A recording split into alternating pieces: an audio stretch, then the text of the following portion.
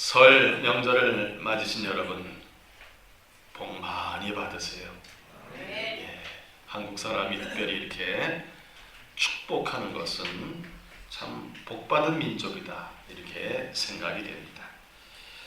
오늘 특별히 변화주의 또 응급주의를 맞은 오늘 하나님께서 특별히 사랑하셔서 주님의 놀라운 은혜와 사랑 가운데서 날마다 건강하시고 날마다 승리하는 복된 인생들이 되시기를 축복합니다.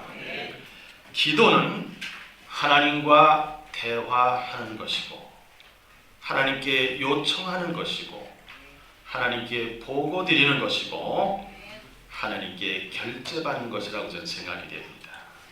또 영적인 호흡이라고 합니다. 그리고 우리의 특권이라고 저는 확신합니다. 하나님께서 우리를 창조하실 때에 하나님의 은혜가 없이는 살 수 없도록 창조하셨습니다. 죄사함 받는 것도 우리로서는 도저히 할 수가 없습니다. 구원받고 천국 가는 것도 우리 힘으로는 안 됩니다. 우리 생명도 마찬가지입니다.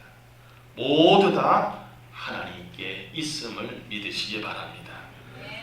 그러므로 기도는 예수를 믿는 우리들이 예수님을 영접한 그 순간부터 하나님의 자녀이고 이 엄청난 특권을 가지고 누릴 수 있어야 되는데 악한 영은 우리에게 자꾸 속삭입니다.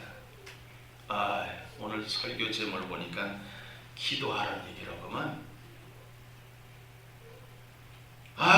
맨날 목사님은 예배 참석 잘하라, 11조 잘하라, 그리고 또 여러 가지로 봉사하고 헌신하라, 이런 것이 혹시나 여러분들이 생각할 때 잔소리 같이 드리든지 아니면 부담스럽게 드린다면 여러분 이미 악한 영의 세력에 지배를 받고 있는 거예요. 효자는 부모의 말씀이 그 부모가 무식하더라 하더라도 부모의 말씀을 잘 듣습니다. 여러분이 하나님께 효자가 되기 위해서는 목사를 통해 주시는 하나님의 말씀을 하나님 나를 사랑하시기 때문에 목사님을 통해서 이렇게 말씀하시는구나 이렇게 생각을 하시고 말씀을 잘 들으시기 바랍니다. 혹시 부담스럽든지 아니면 잔소리로 생각하는 사람이 있으면 이 시간 회개하시면 됩니다. 저는 그래서 이 말씀을 준비하면서 분명히 모든 하나님의 말씀에는 인생의 해답이 있고 이 해답이 있는 것을 우리의 삶 속에서 어떻게 그것을 해답을 찾을 수 있을까? 하나님의 말씀을 구하고 찾고 두드리고 또 기도를 통해서 구하고 찾고 두드리면 반드시 해답을 얻고 날마다 꿈만 같은 좋은 일이 이룰 것을 저는 기대하고 있습니다. 확신하는 것은 오늘 이 말씀을 잘 듣고 기도하면 100% 응답될 줄을 믿습니다. 그 왜 기도해야 됩니까? 첫째는 하나님의 명령이기 때문입니다. 구약 성경에 보면 하나님의 명령, 계명, 율법, 율례 여러 가지로 표현됐습니다. 몇 가지냐 하면요 613가지입니다. 거기서 매일매일 하지 말아라 하는 말씀이 365개가 있어요. 613에서 365를 빼면 몇일까요? 248개는 하라는 거예요. 248개는 하라는 말씀이고 365개는 하지 말라는 말씀. 유대인 전통적으로 613개의 율법을 준수하기 위해서 노력을 많이 합니다. 눈물의 선지자로 우리가 잘 아는 예레미야는 하나님의 말씀을 이렇게 선포합니다. 예레미야 33장 2절과 3절입니다. 이 일을 행하시는 여호와, 그것을 만들며 성취하시는 여호와, 그의 이름을 여호와라는 이가 이와 같이 이르시도다. 너는 내게 부르짖으라. 내가 내게 응답하겠고 내가 알지 못하는 크고 은밀한 일을 내게 보이리라. 아멘입니다. 하나님의 분명한 약속을 믿고 기도한다면 반드시 하나님은 응답해 주실 줄 믿습니다. 왜 기도해야 됩니까? 두 번째는 예수님의 가르침이 이기 때문에 우리는 기도해야 됩니다. 제자들이 예수님께 여쭤봤어요. 주님, 어떻게 기도했냐? 기도를 좀 가르쳐 주세요. 예수님께서 이렇게 가르쳐 주셨습니다. 마태복음 6장 9절로 13절입니다. 그러므로 너희는 이렇게 기도하라. 하늘에 계신 우리 아버지여, 이름이 거룩히 여김을 받으시오며 나라가 임하시오며 뜻이 하늘에서 이루어진 것 같이 땅에서도 이루어지이다. 오늘 우리에게 일용할 양식을 주시옵고 우리가 우리에게 죄 지은 자를 사하여 준 것 같이 우리 죄를 사하여 주시옵고 우리 시험에 들게 하지 마시옵고 다만 악에서 구하시옵소서. 나라와 권세와 영광이 아버지께 영원히 있사옵나이다. 매일 우리들이 외우는 주기도문, 이것이 가장 모범적인 기도문입니다. 왜 우리는 기도해야 됩니까? 기도가 유일한 방법이기 때문입니다. 예수님께서는 베드로와 요한, 야고보 세 제자를 따로 데리고 높은 산에 올라가셨어요. 근데 예수님 모습이 변한 거예요. 광채가, 옷이 희기가 세상에서 어떤 빨래를 한 것보다 더 희게. 더군다나 엘리야와 모세가 예수님과 함께 대화하는 것을 베드로가 보고, 주님, 여기가 좋사오니 이곳에 초막을 셋을 짓고 모세와 엘리야와 예수님 같이 살고 싶습니다. 예수님은 아니다, 내려가야 된다 하면서 데리고 내려오시는데 산 밑에서는 지금 난리가 났어요. 왜냐하면 9명의 제자들이 귀신 들린 아이를 고치지 못해가지고 쩔쩔매고 있었어요. 예수님 내려오셔서 귀신을 쫓아내셨어요. 그랬더니 얼마나 제자들이 부끄럽겠어요. 예수님 흉내를 다 냈는데도 귀신을 쫓아내지 못해요. 고치지 못해요. 그래서 집에 들어가자마자 조용히 울었습니다. 그 사실 마가복음 9장 28절 29절에 있죠. 시작. 집에 들어가심에 제자들이 조용히 묻자오되 우리는 어찌하여 능히 그 귀신을 쫓아내지 못하였나이까. 이 시대 기도 외에 다른 것으로는 이런 종류가 나갈 수 없느니라 하시니라. 그렇습니다. 왜 우리가 기도해야 됩니까?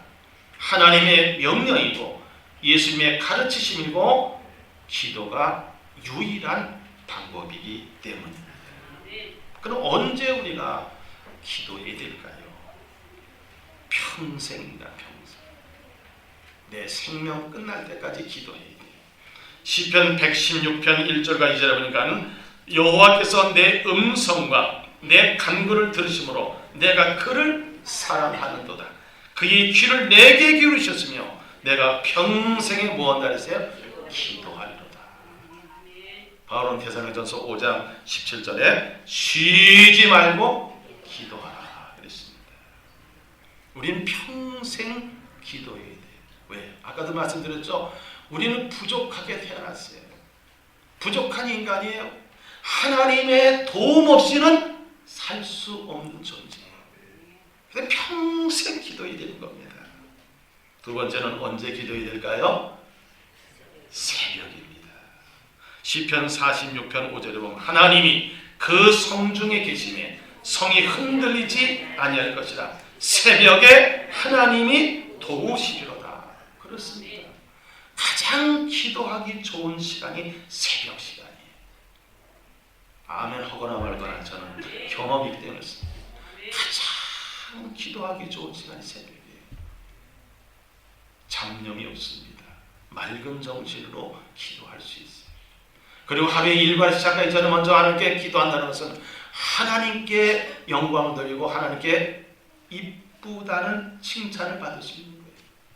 왜? 오늘 하루의 모든 일과를 하나님께 맡기고 사는 인생과 내가 책임지고 사는 인생 다릅니다. 그래서 예수님께서는 새벽 기도의 본을 이렇게 보여주셨습니다. 마가복음 1장 35절입니다. 새벽 아직도 밝기 전에 예수께서 일어나 나가 한적한 곳으로 가서 거기서 기도하시더니, 어떤 목사님이 다른 건 다 좋은데 새벽 기도가 영 부담스러운 거예요. 그래서 어떤 놈이 새벽 기도를 만드냐? 예수님께서 내가 만들었다 하시더라고요.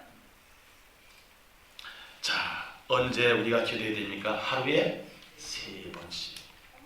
유대는 전통적으로 하루 3번씩 꼭 기도합니다. 다윗도 이렇게 기도했습니다. 시편 50여 편 16절로 17절입니다. 나는 하나님께 부르짖으니 여호와께서 나를 구원하시려다. 저녁과 아침과 정오에 내가 근심하여 탄식하리니 여기서 내 소리를 들으시려다. 사도행전 3장에 보면 베드로와 요한이 제9시, 유대인들의 제9시는 오후 3시입니다. 그 시간에 그들은 어딜 갔어요? 성전에 갔어요. 왜 갔을까요? 기도를. 그러다 성전 미문에 앉아있는 안진뱅이를 만났어요. 거지잖아요.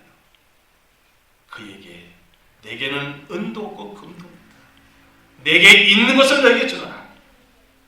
나사렛 예수의 이름으로 일어나 걸어라. 40년 동안 서지도 못했던 사람이 서고 걷고 뛰는 그런 역사가 나타났습니다. 다니엘도 하루에 3번씩 예루살렘을 향한 창문을 열어놓고, 그는 포로로 잡혀간 사람이지만 기도했습니다. 기도하면 잡혀서 사자굴에 던져진다 하더라도 기도했어요. 하루에 3번씩. 우리는 새벽에 하면 좋습니다. 점심때 하면 좋습니다. 저녁때 하면 좋습니다. 또 언제입니까? 철야입니다. 시편 88편 1절까지 읽어보니까는 여호와 내 구원의 하나님이여 내가 주야로 주 앞에서 부르짖었사오니 나의 기도가 주 앞에 이르게 하시며 나의 부르짖음에 주의 귀를 기울여 주소서. 예수님께서 밤이 맞도록 기도하셨어요. 철야 기도의 본을 보여주셨어요.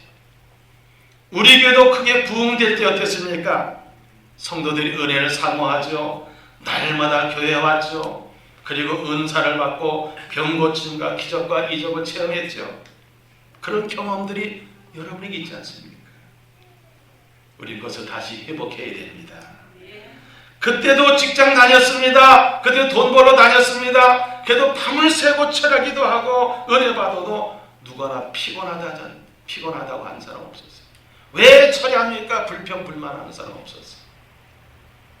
우리는 경험했던 사람이 다시 한번 철야기도를 불붙여서 은혜를 받고 은사를 받고 각종 질병을 치료받고 문제를 해결받고 영역을 얻을 수 있는 기회가 되시길 바랍니다. 또 언제 기도해야 됩니까? 환난 당할 때에 기도해야 됩니다. 시편 50편 15절입니다. 환난 날에 나를 부르라. 내가 너를 건지리니 네가 나를 영화롭게 하리로다. 아멘이죠? 같이 읽으면 참 좋습니다. 시편 107편 6절과 9절입니다. 이에 그들이 근심 중에 여호와께 부르짖음에 그들의 고통에서 건지시고 그가 사모하는 영혼에게 만족을 주시며 줄인 영혼에게 좋은 것으로 채워주심이로다. 아멘입니다. 지금은 환난의 날이에요. 세계 곳곳에 하나님의 심판의 징조가 있지 않습니까? 구약에 보면 3가지로 하나님께서는 심판하셨어요. 칼과 기근과 전염병. 칼은 전쟁을 말하는 거예요. 폭력을 말하는 거예요. 요즘 테러를 말하는 거예요. 기근, 감으로서 양식형, 전염병. 요즘에 무슨 전염병이 또 우리 두렵게 하죠? 지카바요. 그렇죠. 이게 무슨 징조라는 거죠? 지금 환난의 때고 하나님께서 우리에게 뭐 하라는 사인입니까? 기도하라는 사인입니다. 어느 때에 기도해야 됩니까? 빈궁할 때입니다. 궁핍할 때, 기근이 있을 때, 또 경제가 어려울 때, 왜냐하면 기도가 방법이기 때문입니다. 다윗은 이렇게 기도했습니다. 시편 86편 1절입니다. 여호와여, 나는 가난하고 궁핍하오니 주의 귀를 기울여 내게 응답하소서. 102편 17절입니다. 여호와께서 빈궁한 자의 기도를 돌아보시며 그들의 기도를 멸시하지 아니하셨도다 그랬습니다. 경제가 어려울 때, 가게가 어려울 때 기도하지 않은 사람은 점점 궁핍해집니다. 여러분, 풍요롭게 살기를 원하십니까? 대답 안 하시는 건 그냥 가난하게 지내세요. 풍요롭게 살기 원하십니까? 그럼 기도하십시오. 아니, 하나님이 약속하셨는데 부채가 있으면서도, 어려움이 있으면서도 기도하지 않는다. 누구를 원망합니까? 기도하시기 바랍니다. 병 들었을 때 기도해야 되는 겁니다. 인간은 약해요. 정신적으로 육체적으로 병들 수 있습니다. 저도 지난 1월 24일 날 오전 오후 설교를 못했잖아요. 우리 원로 목사님 두 분이 계셔서 제가 참 편히 또 쉴 수 있었습니다. 약도 먹었지만 최종적으로 치료받은 건 기도의 응답이었습니다. 그래서 야고보는 이렇게 기도하라고 권면합니다. 야고보서 5장 13절 16절입니다. 다 함께 읽겠습니다. 시작. 너희 중에 고난당하는 자가 있느냐? 그는 기도할 것이요 즐거워하는 자가 있느냐? 그는 찬송할지니라. 너희 중에 병든 자가 있느냐? 그는 교회 장로들을 청할 것이요 그들은 주의 이름으로 기름을 받으며 그를 위하여 기도할지니라.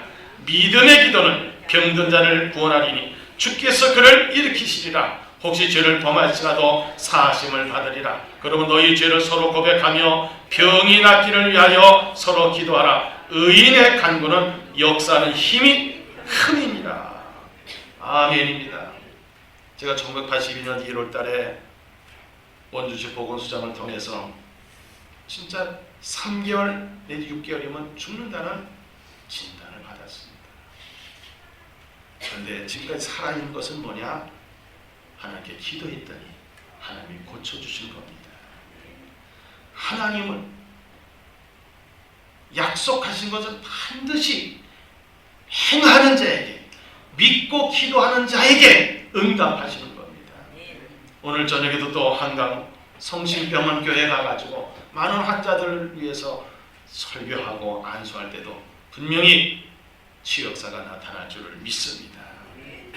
병 들었을 때 기도하지 않고 병원만 왔다 갔다 한다고 고치는 것이 아니에요. 먼저 할 것이 뭡니까? 기도입니다. 8번째는 뭐예요? 뭘 때 기도해야 돼요? 죄를 지었을 때입니다. 여러분, 이 다윗이라는 사람이 있었습니다. 이스라엘 사람들은 다윗을 얼마나 존경하는지 그 다윗을 상징하는 별을 이스라엘 국기로 삼았어요. 다윗은 사실 나쁜 놈이에요. 엄청 나쁜 놈이에요. 자기 밑에 부하 장군의 부인을 갖다가 겁탈하고, 그리고 그 장군을 전쟁터에 나가서 죽게 만드는 사람이에요. 그럼 살인자요, 가늠한 사람이에요. 근데 그런 모든 사실을 다윗과 밧세바만 알고 있는 거 생각했어요. 근데 누가 다 보고 계셨을까요? 하나님이 보고 계셨어요. 나단 선자를 보냈습니다. 그래가지고 당신이 왜 그런 일 했느냐고 책망했을 때 다윗은 무릎 꿇고 침상이 뜰 정도로 회개했어요. 회개했기 때문에 오늘날 다윗이 존경받는 거예요. 시편 51편 3절과 4절은 그때 나단 선자가 와서 죄를 책망할 때 그는 이런 기도를 했습니다. 시작. 무릇 나는 내 죄가를 아오니 내 죄가 항상 내 앞에 있나이다. 내가 주께만 범죄하여 주의 목전에 악을 행하였사오니 주께서 말씀하실 때 의로우하시고 주께서 심판하실 때 순전하시다 하리이다. 어떤 죄를 저질렀든 회개하게 용서받을 수 있는 거예요. 예수님께서 마태복음 4장 17절에 첫 설교가 뭐였습니까? 이때부터 예수의 피로 전파해 되시되 회개하라 천국이 가까이 왔느니라 하시더라. 우리는 인간이기 때문에 물론 고의적으로 죄를 질 수 있고 부지중에 죄를 질 수도 있습니다. 어떻든 우리는 죄를 졌으면 빨리 회개해야 돼요. 며칠 전 끔찍한 사건이 부천에서 일어났죠. 당사자도 회개해야 되지만 우리도 역시 회개해야 돼요. 우리 근처에서 그런 끔찍한 사건이 2건이나 일어났잖아요. 사랑하는 성도 여러분, 언제 우리가 기도해야 되는 겁니까? 평생도 새벽에 하루에 몇 번씩이요? 3번씩. 밤을 새며 철야 기도하시고 환난을 당할 때 기도하시고 빈궁할 때 기도하시고 병들었을 때 기도하시고 죄를 졌을 때 회개 기도하시기 바랍니다. 그럼 어디서 기도해야 되는 겁니까? 첫째는 골방입니다. 마태복음 6장 6절입니다. 너는 기도할 때 네 골방에 들어가 문을 닫고 은밀한 중에 계신 네 아버지께 기도하라. 은밀한 중에 보시는 네 아버지께서 갚으시리라. 바리새인은 시장 어기나 사거리 같은 데서 난 이렇게 기도합니다 하고 떠벌리면 주문 보냈어요. 근데 예수님은 저렇게 기도하지 말라 했어요. 오히려 세리의 기도, 그는 하루를 쳐다보지도 못하고 그저 나는 죄인입니다. 여러분의 골방이 필요합니다. 여러분의 가정의 골방을 마련하시기 바랍니다. 하나님 앞에 은밀하게 기도할 수 있고, 두 번째는 어디에서 기도해야 되는 겁니까? 교회에서 기도하시기 바랍니다. 교회가 어디입니까? 이곳이죠. 시편 84편 1절까지 절입니다. 만군의 여호와여, 주의 장막이 어찌 그리 사랑스러운지요. 내 영혼이 여호와의 궁정을 삼하여 생각하며 내 마음의 액체가 살아계신 하나님께 부르짖나이다. 성전을 사모하면서, 오죽하면 성전에서 하루가 세상에서 3년보다 더 낫다고 고백하는 거 아니겠어요? 성전에서 하나님 만날 수가 있고 기도할 수 있기 때문에 그렇습니다. 이런 고백이 저와 여러분의 고백이 되시길 바랍니다. 마태복음 21장 12절 13절을 읽겠습니다. 예수께서 성전에 들어가사 성전 안에서 매매하는 모든 사람을 내쫓으시며 돈 바꾸는 사람들의 상과 비둘기 파는 사람들의 의자를 둘러 엎으시고 그들이 이르시되 기록된 바 내 집은 기도하는 집이라 일컬음 받으리라 하였거늘 너희는 강도의 소굴을 만들었도다 하십니다. 예수님께서 내 집은 만민이 기도하는 집이라고 말씀하셨습니다. 이곳은 여러분들이 어려움을 당하든 같은 나무리에서 기도하든 이곳에 와서 기도할 때 100% 응답될 줄 믿습니다. 세 번째는 삶의 현장에서 기도하시기 바랍니다. 삶의 현장에 학교도 될 수 있고 직장의 사업장이 될 수 있습니다. 어느 곳이든지 그 삶의 현장에 기도하는 겁니다. 창세기 32장 26절에 보면 야곱이 야복강 나루터에서 기도하는 내용이 나와요. 20여 년 동안 외삼촌 라반의 집에 가서 장가들도 자식도 데리고 한 떼를 데리고 또 양과 여러 가지 짐승들을 몇 대를 데리고 옵니다. 근데 강 건너편은 형 에서가 이를 갖고 있는 거예요. 군사 400명을 동원해 가지고 야곱 오기만 하면 죽이겠다. 그런 어려운 상황 속에서 야곱은 하나님께 기도합니다. 그때 천사와 싸워서 이기는 장면이 이렇게 나옵니다. 창세기 32장 26절입니다. 그가 이르되 날이 세려하니 나로 가게 하라. 야곱이 이르되 당신에게 축복하지 않으면 가게 하지 아니하리라. 얼마나 붙잡고 늘었으면 환도뼈가 위골될 정도로 그날이 났어요. 결국은 기도의 응답을 받고 강을 건너가니까 에서가 달려와가지고 내 동생아 하면서 그래 화해의 역사가 나타나는 것을 믿으시기 바랍니다. 또한 18장 6절로 8절입니다. 또 주께서 이르시되 불의한 재판장이 말하는 들으라. 하물며 하나님께 그 밤낮 부르짖는 택하신 자들의 원한을 풀어주지 아니하겠느냐. 그들에게 오래 참으시겠느냐. 내가 너희로니 속히 그 원한을 풀어주시리라. 그러나 인자가 올 때 세상에서 믿음을 보겠느냐 하시니라. 한 과부가 있었습니다. 억울한 일을 당해가지고 재판장을 찾아가는데 이 재판장은 하나님을 두려워하지도 않고 백성을 다 무시하는 사람이에요. 그러니 더군다나 그 당시에 과분이 돈이나 생기겠습니까? 가난한 과분이다. 그러니까 안 들어주는 거예요. 하도 쫓아다니니까 나중에 귀찮아서도 안 되겠다. 그 들어주대요. 그럴 정도로 기도합시다. 할렐루야. 우리가 골방에서 교회에서 삶의 현장에서 최선을 다해서 기도해보습니다. 달마다 기도 응답된 것을 간증하는 시간이 모자랄 정도가 될 줄 믿습니다. 그럼 무엇을 어떻게 기도해야 되는 겁니까?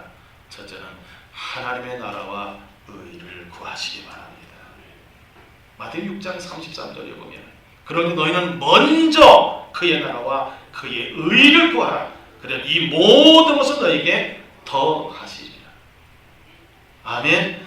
종교인과 기독교인이 다른 것은 뭐냐? 종교인은 내가 필요할 때 기도하는 거예요.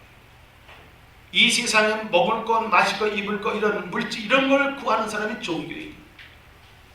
근데 기독교인은 그게 아니에요. 먼저 하나님의 나라와 하나님의 의를 구하는 사람이 기독교인입니다. 무엇을 어떻게 구합니까? 두 번째는 적극적으로 기도하시기 바랍니다. 예수님께서는 마태복음 7장 7절 이렇게 말씀하셨습니다. 구하라. 그럼 너에게 주실 것이요. 찾으라. 그리하면 찾아낼 것이요. 문을 두드리라. 그러면 너에게 열릴 것이. 11절 너희가 악한 자라 좋은 것으로 자식에게 주시려거나 하물며 하느님께서 너희 아버지께서 구하는 자에게 좋은 것으로 주시지 않겠느냐. 반드시 주신다는 말씀이죠. 세 번째는 금식 기도입니다. 금식 기도의 모범을 보여주신 예수님이에요. 마태복음 4장 2절입니다. 40일을 밤낮으로 금식하신 후에 줄이신지라. 예수님 공생이 시작하기 전에 먼저 40일 동안 금식 기도하셨습니다. 기뻐하는 하나님 기뻐하는 금식이 무엇일까요? 이사야 58장 6절과 9절 상반절입니다. 내가 기뻐하는 금식은 흉악의 결박을 풀어주며 멍에줄을 끌어주며 압제당하는 자를 자유하게 하며 모든 멍에를 꺾는 것이 아니겠느냐. 네가 부를 때는 나 여호와가 응답하겠고 네가 부를 때는 내가 여기 있다 하리라. 이번 사순절 기간은 2월 10일부터 3월 26일까지입니다. 금식 기도, 새벽 기도, 저녁에 다 했던 여러분들이 최선을 다해서 기도에 힘쓰시길 바랍니다. 네 번째는 합심 중보 기도입니다. 제가 지난주에 강연을 들었습니다. 근데 그 분은 역사학자인데 1907년도 평양의 대부흥운동이 일어나게 된 아주 결정적인 것이 있었다고 했습니다. 1월 1일부터 1월 14일까지 평양 장대인교회에서 집회를 하는데 그때는 하나님 말씀을 가르치는 사경회랍니다. 근데 선교사가 지금 저 인도에서 지금 이런 일이 있었다. 그게 뭐냐? 통성기도다. 그래서 의아하면서도 한번 시도해보자. 거기 모인 사람들에게 우리 함께 합심하여 중보하며 통성으로 기도합시다 하고 우리가 말하는데 주여 참창 기도합시다 이런 식으로 기도하는데 오순절 성령의 역사가 나타난 것처럼 어디 모든 사람들이 성령이 충만이 돼요. 이 통성기도, 합심기도, 중보기도가 얼마나 위력이 대단한 것인가. 이게 기독교 역사 다시 써야 될 정도로 그냥 된 것이 아니라 선교사들이 선교에 그런 것이 아니라 통성기도를 통해서 한반도에 성령의 불길이 임했다는 겁니다. 사도행전 12장 5절에 보면 예배대로 옥에 갇혔고 교회는 그를 위하여 간절히 하나님께 기도했더니 어떤 일이 벌어졌습니까? 옥에 갇힌 베드로가 천사가 와서 풀어주고 옥문 열어주고 탈옥시켰습니다. 요한복음 17장 9절에 예수님의 중보기도가 있습니다. 내가 그들을 위하여 비옵나니 내가 비옵는 것은 세상을 위함이 아니요 내게 신 자들을 위함입니다. 그들은 아버지의 것이로소입니다. 우리는 합심기도 중보기도를 가지고 늘 기도합니다. 하나님이 정말 기뻐하시는 기도입니다. 마지막으로 누구 이름으로 기도하는 겁니까? 예수님의 이름으로 기도합니다. 요한복음 14장 13절 14절입니다. 너희가 내 이름으로 무엇을 구하든지 내가 행하리. 이는 아버지라고 아들로 말미암아 영광을 받으시게 하려 함이라. 내 이름으로 무엇을 내게 구하면 내가 행하리라 말씀하셨습니다. 사랑하는 성도 여러분, 우리는 무엇을 어떻게 기도해야 되는 겁니까? 하나님의 나라와 의를 먼저 구하는 겁니다. 그리고 적극적으로 기도하는 겁니다. 금식 기도하는 겁니다. 합심하며 중보기도 하는 겁니다. 그리고 누구의 이름으로 기도하는 겁니까? 예수 이름으로 기도하는 겁니다. 2월 10일부터 우리는 사순절이 계속됩니다. 전 세계 모든 기독교인들, 가톨릭 신자든 기독교인 모든 사람들, 심지어 이단들까지도 이 기간 동안 경건의 연습과 훈련을 철저히 합니다. 우리만 하자고 하는 것이 아닙니다.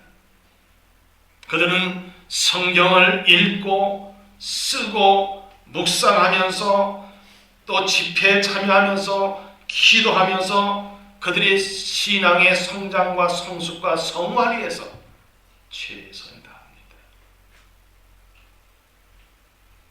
우리도 그렇게 기도해야 됩니다. 디모데전서 4장 4절과 5절은 하나님이 지으신 모든 것이 선하시니 내가 감사하거든 버릴 것이 없나니 하나님의 말씀과 기도로 거룩하여 지니라 했습니다. 하나님의 말씀과 기도가 아니면 우리가 거룩해질 수가 없어요. 그렇기 때문에 우리는 오늘 기도에 대한 말씀을 다시 한번 요약을 해보겠습니다. 왜 기도해야 됩니까? 주보를 좀 보셔요. 왜 기도해야 됩니까? 하나님의 명령입니다. 왜 기도해야 됩니까? 예수님의 가르침입니다. 왜 기도합니까? 기도만이 유일한 방법이기 때문입니다. 그럼 우리는 언제 기도해야 되는 겁니까? 평생도록 기도해야 돼요. 또요 언제예요? 새벽에. 또요 하루 3번. 또요 철야 기도하고. 그리고 또요 환난을 당할 때. 그리고 또요 우리가 궁핍할 때, 경제적 어려움이 있을 때. 그리고 언제요? 병 들었을 때. 그리고 언제요? 죄를 적시 회개하시기 바랍니다. 우리 하나님은 회개한 자만 천국 가게 하죠. 회개는 천국의 현관문이라는 얘기도 있습니다. 어디서 기도해야 되는 겁니까? 골방에서, 교회에서, 또요 삶의 현장에서 기도하는 겁니다. 무엇을 어떻게 기도해야 될까요? 첫째는 하나님의 나라와 의를 먼저 구하시기 바랍니다. 두 번째는 적극적으로 기도하세요. 세 번째는요 금식하며 기도하시기 바랍니다. 네 번째는요 합심하여 통성 중보 기도하시기 바랍니다. 마지막으로 누구 이름을 해야 돼요? 예수님의 이름으로 기도하죠. 응답받습니다. 이 사순절 기간 동안은 뭐 해야 되겠습니까? 기도해야 되겠습니다. 기도하는 사순절. 기도하는 사순절. 기도하는 사순절. 기도하겠습니다. 하나님 감사합니다. 이번 사순절 기간 동안 모든 성도들이 기도해서 주님을 만나고 문제 해결받고 날마다 승리하는 삶이 되게 하여 주옵소서. 예수님의 이름으로 기도하옵나이다.